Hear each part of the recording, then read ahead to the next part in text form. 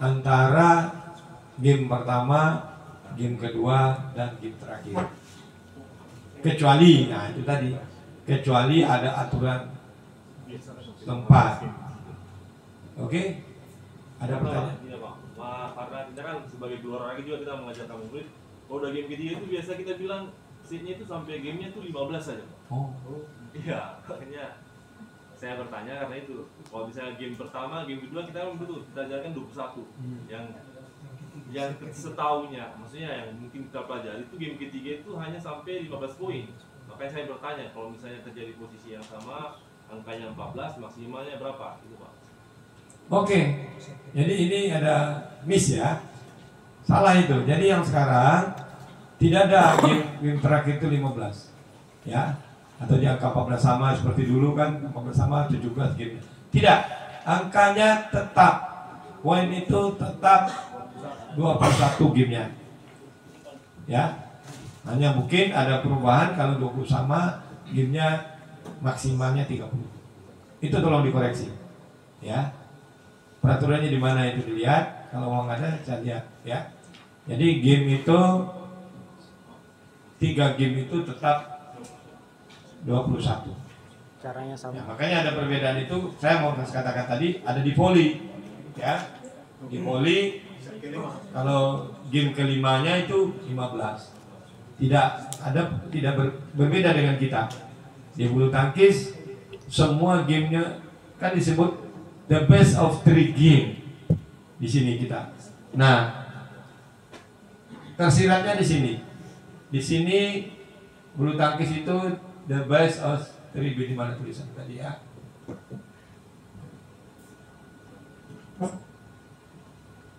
Nah ini di 71. Ya, di 71 ini the best 3 game. Artinya gamenya 3. Artinya kemenangan untuk game yang 3, apa istilahnya, the best 3 game itu. Jadi kalau sudah 2 ya berarti kan tidak, sudah 2-0 kan bisa lagi. Iya. Tapi kalau 1-1 harus ada game ketiga kan. Nah, gitu. Nah, yang terbaik dari 3 game itu. Nah, tidak ada klausul mengatakan di game ketiga itu angkanya jadi 15. Ini tolong dikoreksi lagi. Kalau memang sempat terjadi di sekolah seperti itu. Oke, itu bisa jadi. Nah itu ya di pegangan kita di low momentum ini. Nah ada lagi ITTO-nya di sebelah. Nah itu apa yang harus kita lakukan. Di ITTO itu lebih lengkap lagi. Di game ketiga itu disebutkan apabila terjadi angka 11, ya kita kan game pertama posisi saya di kanan nih, maka di game kedua pindah tempat, posisi saya jadi di kiri. Nah di game terakhir, game ketiga saya pindah lagi, ya tidak ditunggu dulu angka 11, enggak, pindah. Kemudian di angka 11 pindah tempat lagi sampai game 21.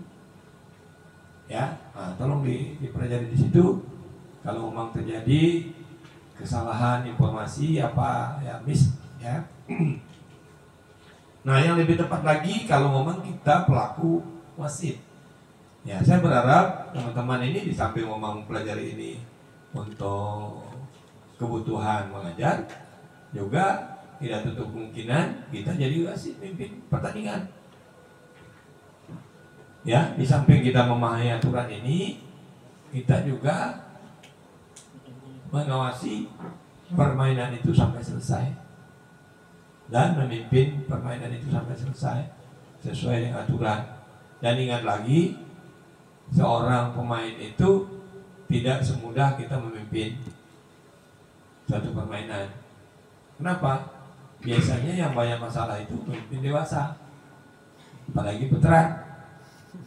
Ya, wong saya di tempat saya latihan itu ada kalanya permainan itu gak selesai hanya gara-gara in out. Iya. Saya latihan sudah berumur-umur itu namanya. Kalau menurut dia masuk, wasit bilang keluar, udah dia keluar itu, nggak main, nggak lanjutin main. Kadang-kadang saya bingung, kalian ini ke lapangan ini mau cari emosi atau mau cari sehat, ada itu. Kalau mau servisnya terserah dia, nggak boleh di fault salah. Ya kalau itu nggak apa-apa, nggak di fault ya udahlah. Tapi namanya ke pertandingan, itu ada teman saya. Ya maaf, polisi dia kebetulan. Servisnya fault. Tapi karena kita latihan ya kita biarin. Nggak bertanya juga sih. Nah, ada Kapolri Cup. Ada piala Kapolri kan? Dengar itu. Nah, dia diutus lah. Nah, karena dia petingginya di Jambi kan, pergi ke Jakarta. Servisnya di fault terus. Mau marah gimana? Karena balikin marah, ngomong peraturan. Di fault terus, memang dia tinggi betul. Gimana pasien itu tidak ngepol, kalau dia tidak ngepol dia juga masalah. Nanti referee-nya tanya, kamu udah jalan tinggi kenapa tidak dipol? Nah itu sebenarnya ya atlet juga harus menyadari kalau memang dia merasa dipol bisa bertanya kan, servis yang benar itu seperti apa? Karena memang dia dasarnya tidak atlet bulu tangkis, ya bermain dari memang otodidak, ya banyak kesalahan. Hanya itu ada teman saya begini dia servis, sudah tinggi begini lagi. Ya bisanya begitu. Kalau kita latihan ya biarin aja. Tapi kalau dia sudah dalam masuk pertandingan itu pasti di fault. Nah, itu ya. Ada lagi pertanyaan? Boleh Pak? Ya, coba dulu. Izin Pak, saya mau tanyakan terkait skor. Situasi apabila wasit dalam memimpin game kemudian ada situasi yang terjadi seperti kita contohkan pada saat turnamen All England kemarin yang Georgia di apa nih karena flashlight di ini dia di apa Flash cahaya flashlight HP. membuat dia punya poin dirugikan. Apakah di situ ada kewenangan wasit yang membuat ini bisa mengulang angka tersebut atau memang itu murni kesalahan dari pemain tersebut? Mungkin itu pertanyaan. Baik. Itu ada kesalahan si Georgie gitu ya. Georgie itu ada apa namanya apa flag apa ya? Flash ya. Jadi mestinya di saat flash itu ada, dia tidak melakukan pemukulan, dia langsung angkat tangan aja, dia langsung tujuh. Itu mestinya wasit mengulang. Karena dia masa terganggu, total in play ya, dia langsung angkat tangan, dia harus tunjuk itu. Kesalahannya si Jogi itu dia sudah pukul dan tidak sampai dia langsung menunjuk. Jadi ini dua versi yang berbeda. Kesalahannya itu mestinya dia tidak ambil kok itu, dia langsung tunjuk itu. Dan itu lawan juga nggak masalah itu. Tapi persoalannya di sini dia sudah lakukan pukulan. Satu. Yang kedua, seorang wasit itu tadi adjustment. Dia bisa membuat keputusan sesuai aturan. Aturannya di situ apa? Si Georgie itu sudah melakukan pukulan. Jadi apapun gangguan itu harus diabaikan.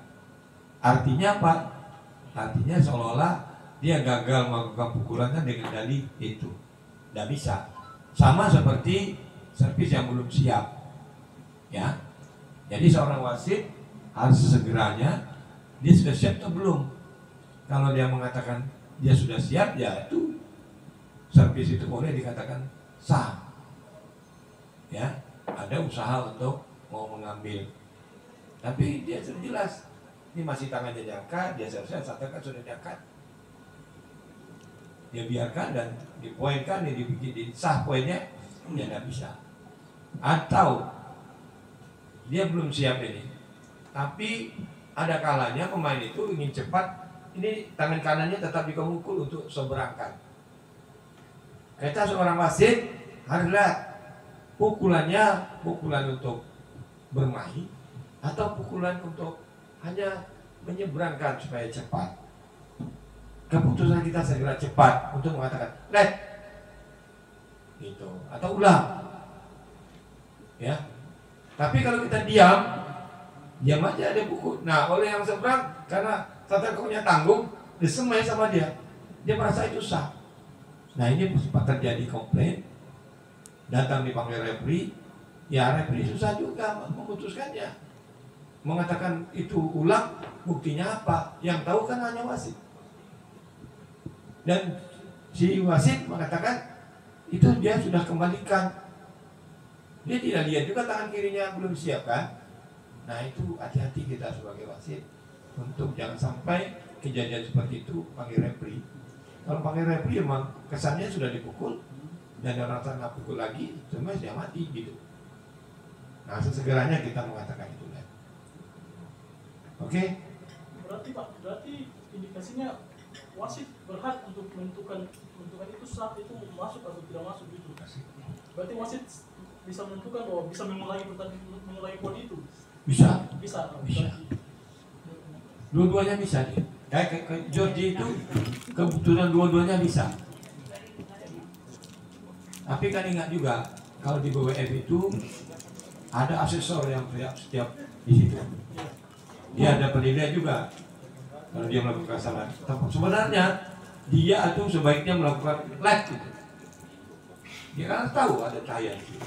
Dan pukulan si Georgie bukan pukulan yang benar. Dia sudah mau mukul, nggak jadi. Karena pukulannya asal kena saja itu gitu. Mungkin Pak, mungkin bukan situasinya untuk flashlight, tapi mungkin ada situasi di lapangan yang poin masuk, kemudian linesman juga nggak lihat, semua nggak lihat jadi wasit.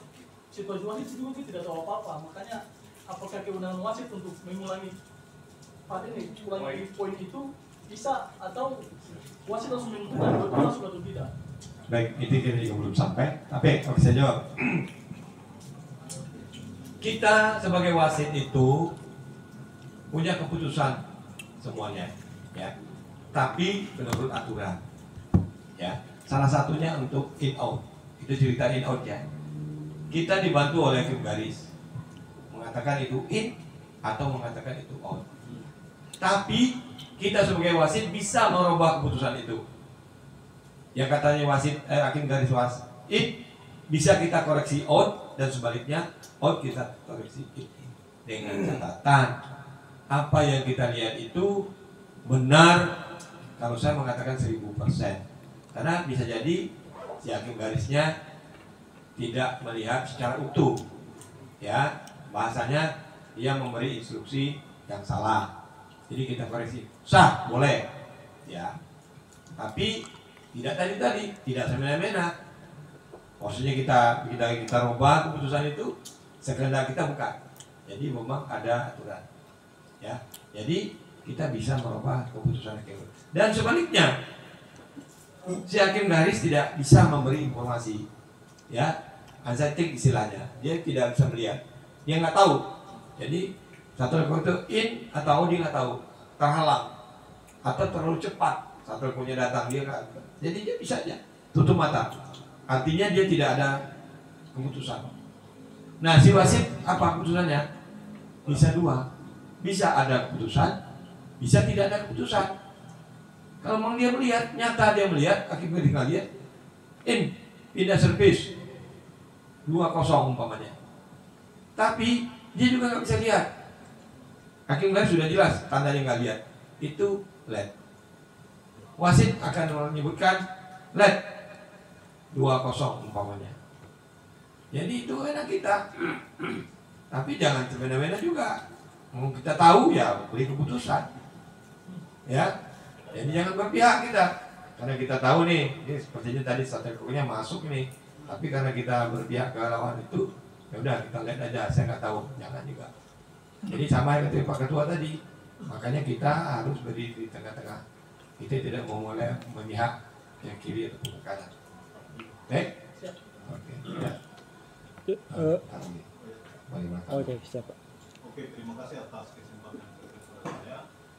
Kalau berbicara Sirnas terus untuk nasional, saya pikir untuk wasit ini sudah tidak ada masalah. Maksudnya VAR sangat membantu untuk melihat masuk dan outnya. Cuman yang jadi masalah ini kita di daerah ini Bapak.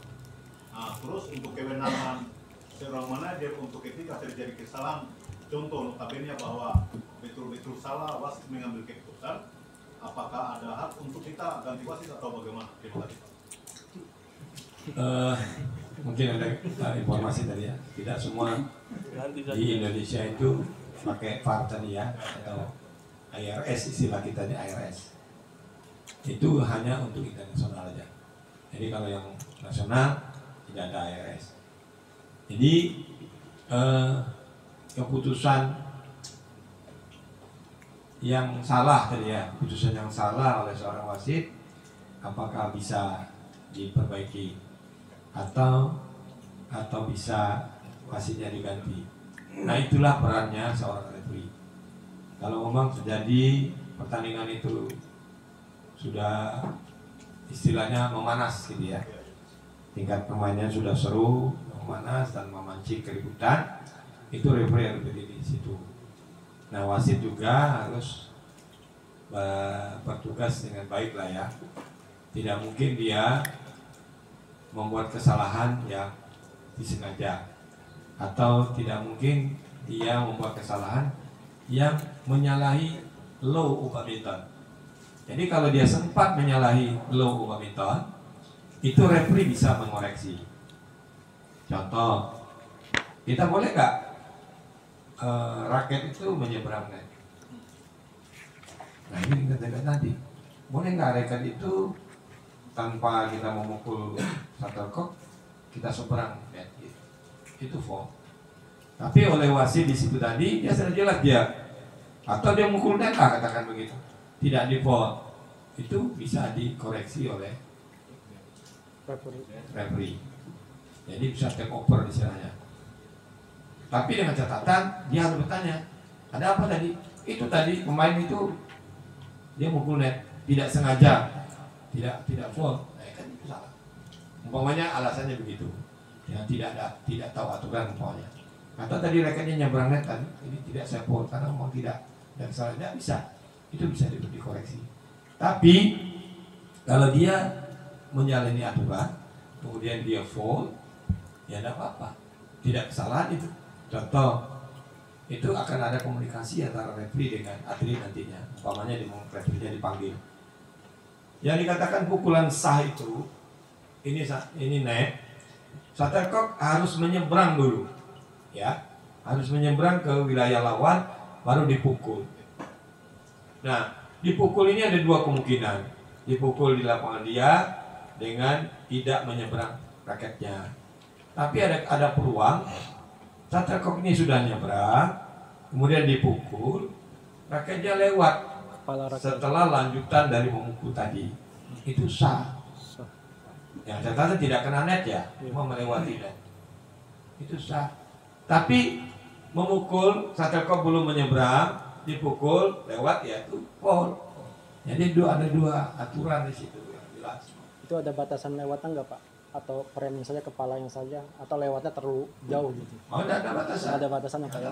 Bisa lewat lah, jauh berapanya kan ya relatif lah kan. Nggak jauh-jauh banget lah itu kan, pukulan-pukulan lanjutan. Nah, ada koreksi juga di situ nanti. Kalau dia memukul seperti itu, lawannya kebetulan istilahnya ngeblok gitu. Iya. Nah, beradu raketnya. Siapa yang salah ini? Ya, ada kemungkinan tuh raketnya beradu. Siapa yang disalahkan? Ngeblok. Yang nunggu, yang ngeblok tadi yang salah. Makanya kalau kita ada di blok itu, kalau buku celah kita lanjutin aja sehingga terpukul raketnya. Dalilnya apa? Yang jelas kita tidak boleh mengganggu lawan untuk memukul. Berarti kalau kita menghalangi itu dan raket kita beradu, seolah-olah kita sudah mengganggu pihak lawan. Ya. Oke, lanjut. Saya hanya penegasan aja Pak. Jadi kalau tadi poin sudah 20 atau tinggal satu lagi, berarti wasit tidak boleh mengingatkan pemain tinggal satu lagi gitu? Oh enggak. Tidak boleh Pak ya? Enggak boleh. Enggak ada. Jadi kalau di ETO ya bukan. Jadi umpamanya saya game pertama ini 20-17. Maka sebutannya adalah 20 game point 17. Cukup begitu. itu sudah tanda-tanda satu lagi. Ya. Dan juga gitu, dalam proses rally shuttlecocknya jatuh, poin 3-0, nggak ada lagi pakai poin-poin. Ya, langsung aja. Kalau sudah masuk, tuh 3-0, udah smash masuk. 4-0, nggak ada lagi pakai poin, nggak ada kalimat-kalimat perantara di situ. Mungkin di daerah dulu ada ya. Nah, ini kita koreksi sekarang.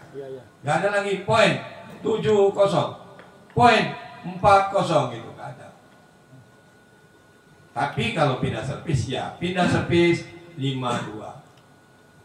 Atau kita menyebutkan out. Kita menegaskan gitu ya, shuttlecocknya out, pindah servis 7-5, nggak apa-apa. Tapi kalau ada hakim garis, kita nggak perlu lagi. Hakim garis kan sudah dibutin out tuh, out, ya sudah selesai. Kita hanya menyebutkan situasinya seperti apa. Apakah pindah servis, apakah penambahan angka. Jadi tangan kita juga tidak ada pergerakan-pergerakan. Kita hanya mengamati saja, kecuali menulis. Ya, nggak ada ini lagi. Ya, dipulih nggak ada. Nah, saya juga ingin tahu nih, kira-kira untuk memulai pertandingan yang sudah biasa, coba mana sudah biasa? Ya coba Pak, mau mulai pertandingan coba. Jadi umpamanya saya Nelson nih sebelah kanan, umpamanya Pak Zul sebelah kiri. Coba awal pertandingan perkenalannya gimana? Oke, terima kasih Pak. Mungkin sebelum saya menyampaikan, saya mau coba bertanya. Oke Pak. Pertanyaan saya, biasanya tuh kalau pengalaman saya yang sering saya pimpin, ini berkaitan dengan poin. Sebenarnya kalau kita awal pimpin itu kan kita bilang, sebenarnya angka yang pas dan tepat itu 00 atau 00. Karena saya tahu saya, 00 itu bukan angka Pak. Orang matematika. Kalau 0 itu angka, kalau 0 itu bukan angka. Itu yang pertama. Terus yang kedua, kalau kita servis, sesuai pengalaman saya di lapangan, pertandingan dimulai. Servis pertama 0-0 Pak Nelson. Jalan. Kalau saya mau tanya Pak, kalau dalam pertandingan bulu tangkis itu ada signal tidak Pak? Ada signal. Apakah kita hanya menyampaikan lewat suara saja, ataukah ada signal tertentu untuk kita servis, atau mungkin bola masuk, bola keluar? Itu kira-kira maksudnya bagaimana Pak? Oke, udah pertanyaannya jelas. Makanya ada ITO. Jadi kita tidak bisa lari dari ITTO di situ. Itu ada ITTO. Itulah perintah kita menyebutkan. Kalau di bahasa Inggris, ladies and gentlemen, Marek Nelson, Indonesia. And on the left, Cina, umpamanya itu nama X Cina. Nelson service, love all, play. Nah itu diindonesiakan. Jadi kita bukan berbicara masalah matematik nih ya. Saya juga orang MIPA kebetulan, saya orang kimia. Jadi kita mengacu kepada aturan. Jadi untuk memimpin pertandingan itu tidak boleh dilebihkan, tidak boleh dikurangi. Hadirin, di sebelah kanan saya Nelson PB Jarum, dan di sebelah kiri saya Amir PB Jaya Raya. Nelson melakukan servis, kosong sama main. Hanya begitu. Tidak ada tangan tidak main lagi. Ya. Begitu. Itu tunggal. Hadirin, di sebelah kanan saya Nelson PB Jarum, dan di sebelah kiri saya Amir PB Jaya Raya. Nelson melakukan servis, kosong sama main. Itu aturannya. Tidak dilebihkan, tidak dikurangi. Dan kalau ganda, hadirin di sebelah kanan saya Nelson dan Amir PB Jarum, dan di sebelah kiri saya Abdul dan Andi PB Jaya Raya. Nelson melakukan servis kepada Andi, kosong sama main. Hanya begitu. Tidak ada tambahan lain. Nah itu yang mau saya tanya tadi, seperti apa di sini. Hilangkan kebiasaan yang lama. Karena apa? Karena kita belum ketemu acuan. Karena sudah acuan, termasuk tadi kosong. Memang kosong sama, masalah kosong itu tidak bahasa matematik, saya angkat tangan. Karena kita ditunjukkan kosong sama. Kosong itulah yang dikatakan angka di situ. Jadi kalau kita nol, ya sudah nggak ketemu dengan bahasa kita. Bahasa kita di ATTO-nya ada tadi. Baca di ATTO-nya. Ya termasuk tadi ada 15. Ya sekarang kita rubah. Bahwa itu tidak aturannya kita. Kita tambah. Jadi itu tadi yang mengatakan memperkenalkan permain seperti itu. Ada di situ.